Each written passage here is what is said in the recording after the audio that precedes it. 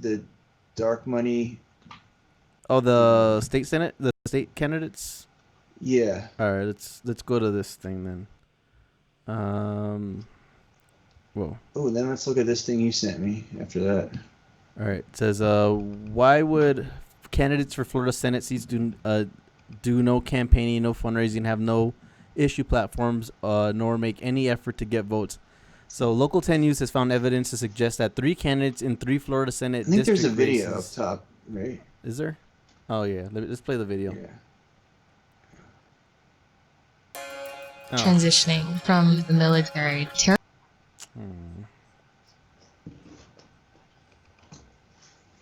Oh, I love this ad. It's my favorite ad.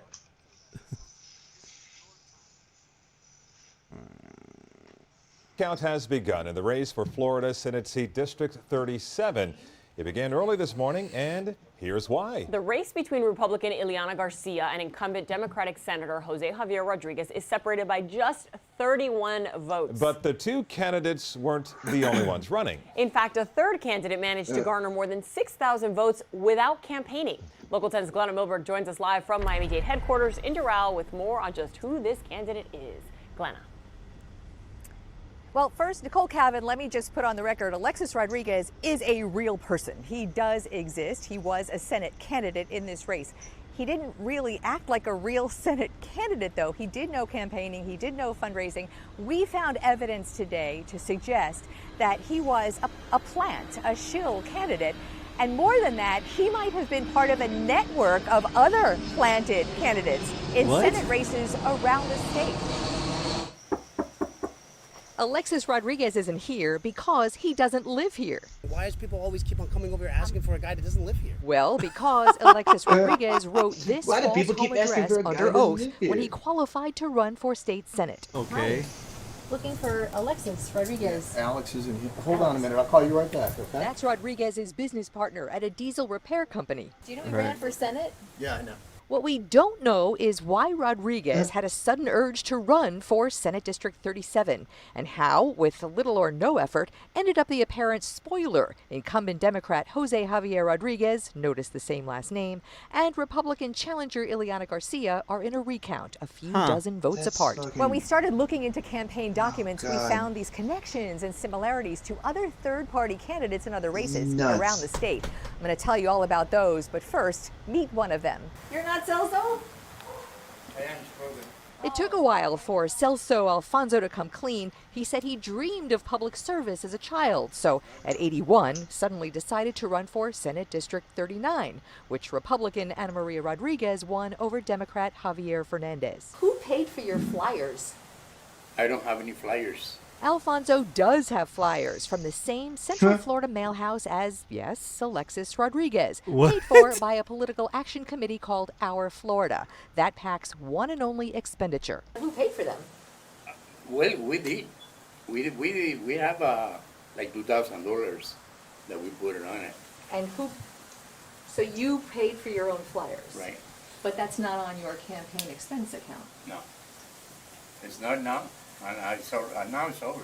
What else do campaign reports for both Alfonso and Rodriguez show? Both filed as no party affiliation, but records show they were both registered Republicans. They qualified on the same day last June, listing identically patterned email addresses. Neither campaigned nor fundraised. Both had flyers with typically Democratic issues. Our Florida PAC that funded them has one contributor listed as Proclivity with an address that is this UPS store in Atlanta.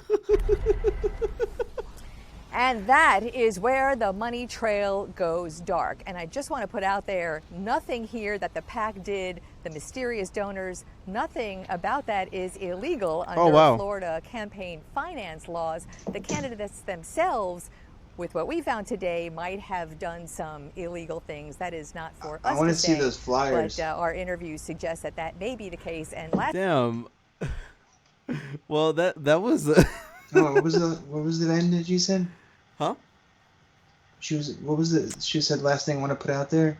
That nothing was illegal. But they may have done something illegal, but they're not speculating as to what exactly the candidates themselves are guilty of. I mean, I think there's probably some fraud in there if you look a little bit. Yeah, I mean, going through How it, insane you have is to. I mean, that? you're falsifying some addresses in there. How mean, you insane have is to that? be. I could have fallen for that though.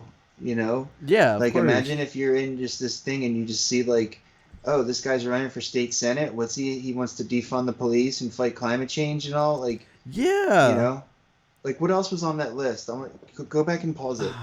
I already closed it. Come on. Oh, come on. This needs to be a bigger story, man. I want to get to the bottom of this because I'll bet you they're doing this all over the country. Well, I mean, it was a PAC that's going and putting common the democratic issues, right? So it's meant to serve they're as trying to. it's It's meant to serve be as like a spoiler third campaign. party. Right. Yeah, they're trying to be like a Green Party candidate. Yes, and they're at trying the to state just level. put out this. Yeah, and they're trying to put out this like vague platform. I mean, but and, the main that's part of enough it to though get is that they're 6,000 people, right? Yeah, I mean, apparently it was enough to shift one election there. And I mean, presumably that's all would they be- found, though. I'm sure there's more. No, right? well, yeah, that's what it's a pretty safe presumption to think that it's there to go ahead and help as well. So Yeah, it's a Republican hit job, right? they're going out to do it, and like I said, I wouldn't be surprised if that's not happening in different forms all over the country, in different districts where it's close and they think it'll swing it. Like they just sent the third party guy in there, and let him coast by. Like even if they have him doing some interviews and stuff, they could still, like have them, but act as a significant deterrent. Like that guy he didn't really speak English that good either. No. Right? Can you imagine him like trying to run for office, like giving speeches?